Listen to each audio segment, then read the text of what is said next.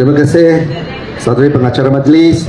Salam sejahtera, selamat malam diucapkan kepada semua saudara-saudari kali. Assalamualaikum. Kewe daja wasa hao.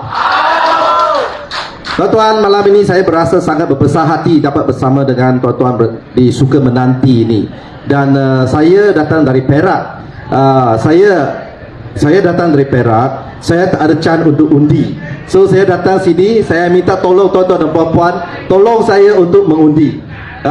Ada orang tuan-tuan, ada orang kata PRN ni tak apalah, kita undi ke tak undi tak penting.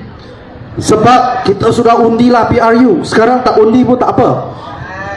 Jangan, betul, jangan tuan-tuan, jangan. PRN ini penting. Kenapa penting? Sebab hadirin sekalian, kalau kita tak cermat, kita tak hati-hati, 12 hari bulan kita tak keluar undi, nanti ada satu kerajaan negeri yang tidak diingini oleh kamu. Hadirin sekalian, kita perlu menghadapi mereka untuk 5 tahun akan datang. Dia akan memberi kesan kepada kehidupan kita untuk 5 tahun akan datang. Jangan leka. Hadirin sekalian, bagi tahu kawan-kawan, saya tahu yang malam ini, yang hadir pada malam ini, semua orang akan undi. Semua orang insya-Allah akan bagi kepada Pakatan Harapan, betul tak? Tapi kawan-kawan kita yang tak bari pada malam ini, kawan-kawan kita, saudara mara kita yang bekerja di luar, yang tak dengar ceramah pada malam ini, itu yang kami bimbang. Nah, itu sebabnya tuan-tuan, malam ini kita bagi satu tugas. Selepas dengar ceramah pada malam ini, tolong kongsikan maklumat kepada saudara mara, kawan-kawan, anak-anak tuan-tuan dan puan-puan. Bagi tahu mereka 12 hari bulan Ogos sangat penting untuk masa depan orang Kedah dan juga anak-anak kamu. Hadirin sekalian, sebab apa saya sebut macam itu? Saya jadi wakil rakyat sejak 2008. Masa itu bersama dengan saudara Chan Min Kai di negeri Perak. Saya jadi adun di sana. Dari 2008 sampai sekarang, saya tak pernah melihat keadaan politik parah seperti hari ini. Parah. Kenapa saya sebut macam itu, hadirin sekalian? Kenapa saya sebut parah? Sebab saya tak pernah tengok ada satu gabungan politik yang boleh terang-terang mengapi-apikan sentimen perkauman sampai nak pecah belahkan rakyat Malaysia. First time saya tengok yang begitu terang, yang begitu berani. Bukan berani buat benda yang betul, tetapi berani untuk api-apikan sentimen perkauman untuk pecahkan rakyat. Hadirin sekalian, negara kita terdiri daripada masyarakat majmuk. Negara kita adalah sebuah negara yang berbilang kaum. Ini bukan baru saja berbilang kaum. Sejak merdeka kita sudah berbilang kaum. Ini adalah satu kelebihan. Ini adalah satu kekuatan negara kita. Bila you keluar negara, orang tanya you berasal dari mana? Kita kata Malaysia. Orang luar negara kata, oh Malaysia. Semua orang tahu Malaysia truly Asia. Malaysia itu memang satu masyarakat yang majmuk.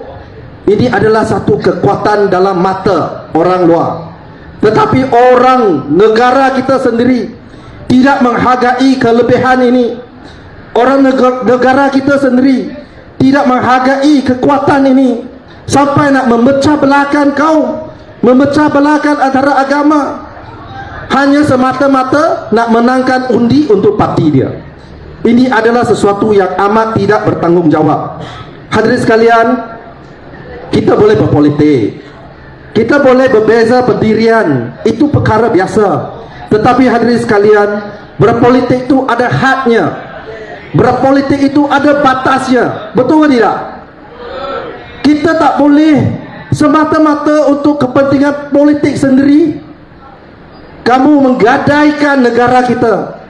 Kalau PAS, Perikatan Nasional menang pun, tuan-tuan dan puan-puan, mereka menang sorak, kampung tergadai. Sebab apa?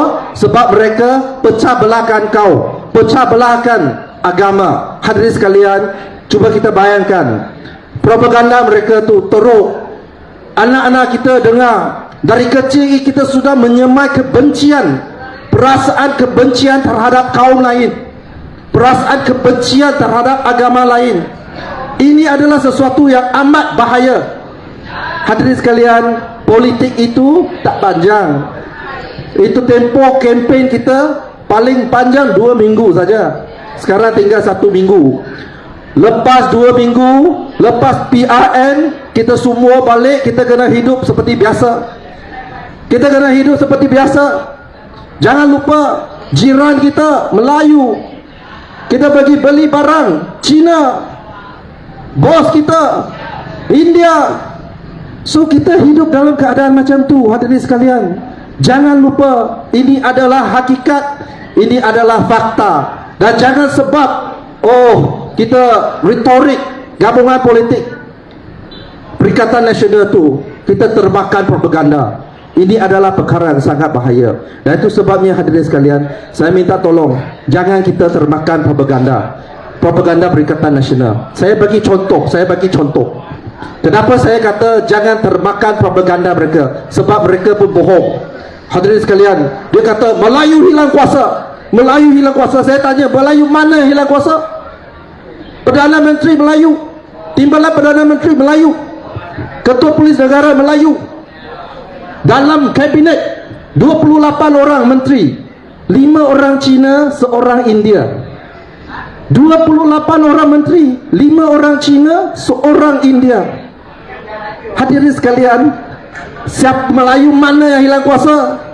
Melayu PN saja hilang kuasa, betul tak? Hadirin sekalian, tapi mereka tak bagi tahu fakta yang betul. Mereka hanya bagi tahu sedikit saja.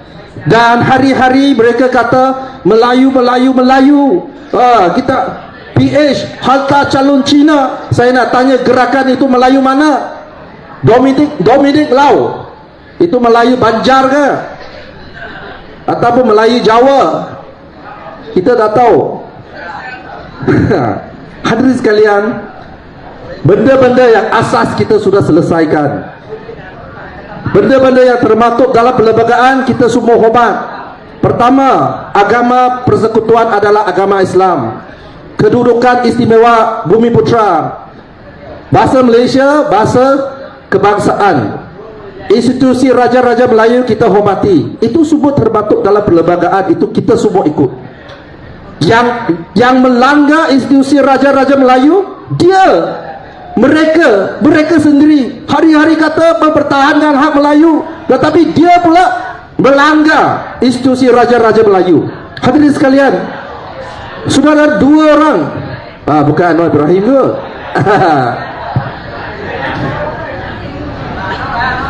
Itu Menteri KDN.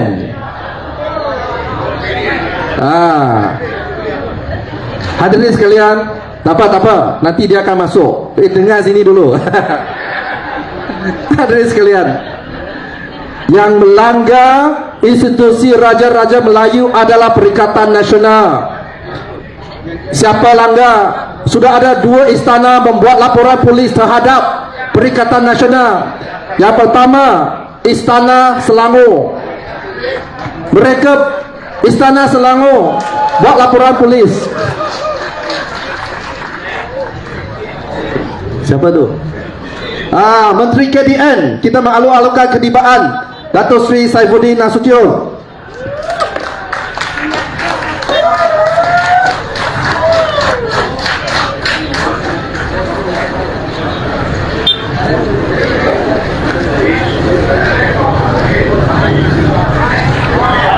Okey, kita teruskan. Okey, sedikit lagi. Hadirin sekalian, 2 istana. Yang pertama Selangor, yang kedua baru-baru ni negeri saya, negeri Perak. Pejabat Sultan Perak membuat laporan polis terhadap seorang pimpinan PAS yang memutarbelitkan kenyataan Tuanku Sultan Perak, seolah-olah Tuanku Sultan menyokong PAS. Tuan-tuan dan puan-puan, cukuplah, sudahlah kan. You sudah heret agama, heret perkauman, sekarang nak heret institusi raja-raja dalam politik. Dia tu gila. Jangan kita termakan dengan pembohongan mereka. Hadirin sekalian, itu mesej pertama. Mesej kedua saya nak sampaikan adalah tentang ekonomi. Kali ini sangat penting sebab kita perlu memilih satu kerajaan negeri yang boleh menguruskan ekonomi negara kita, ekonomi negeri kita. Ekonomi itu adalah perkara asas. Ekonomi kalau boleh diuruskan dengan baik, semua rakyat dapat cari makan. Itu yang penting. Rakyat dapat cari makan adalah perkara asas untuk sebuah kerajaan yang baik. Tapi kerajaan sekarang, ayah pun tak dapat nak uruskan dengan baik. Betul ke tidak? Hai, ayah pun tak boleh nak uruskan. Macam mana nak uruskan ekonomi? Hadirin sekalian, ekonomi itu perkara yang bukan senang. Bukannya hari-hari ceramah boleh tahu. Hadirin sekalian, ekonomi itu penting. Kita tahu di sini ada sumber nadir bumi. Kalau orang yang pandai uruskan ekonomi dengan tak pandai uruskan ekonomi, kita boleh nampak beza. Orang yang tak pandai urus ekonomi, dia akan lombok, lepas tu dia jual. Tak ada added value.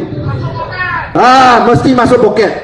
Tapi orang yang tahu uruskan ekonomi, tuan-tuan, kita ada nadir bumi. Kita ada lombok yang sangat berharga. Tetapi kita tak jual macam tu sebab tak ada added value. Lombok itu akan habis. Maka kita perlu membangunkan downstream. Kita kena membangunkan industri downstream supaya benda yang kita buat lombok itu dia boleh buat industri, lepas tu dia boleh hasilkan produk untuk jual ekspor di luar negara. Itu baru ada added value. Itu baru cukai akan tambah. Tetapi kerajaan hari ini yang loklak tu, tuan-tuan, dia just lombok, dia curi, dia tak ada lesen, tak ada kelulusan, dia curi, lepas tu dia jual. Masuk poket siapa saya tak tahu lah. Tapi ini menunjukkan dia tak tahu nak uruskan ekonomi. Hadirin sekalian, dan kalau kita pilih satu kerajaan negeri yang tak tahu uruskan ekonomi negeri, habislah kita, hancur. Tuan-tuan dan puan-puan, cukuplah dia dia perintah negeri kita untuk 3 tahun, cukuplah. Kita sudah tahu dia memang tak pandai dah. Kalau kita bandingkan 3 negeri yang diperintah oleh Perikatan Nasional dan 3 negeri yang ditadbir oleh Pakatan Harapan Barisan Nasional, kita sudah tahu. Pakatan Harapan Barisan Nasional, Negeri Selangor, Penang, Negeri Sembilan.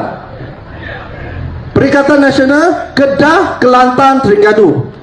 Just bandingkan. Saya tak nak cakap lah. Saya tahu kamu boleh apa?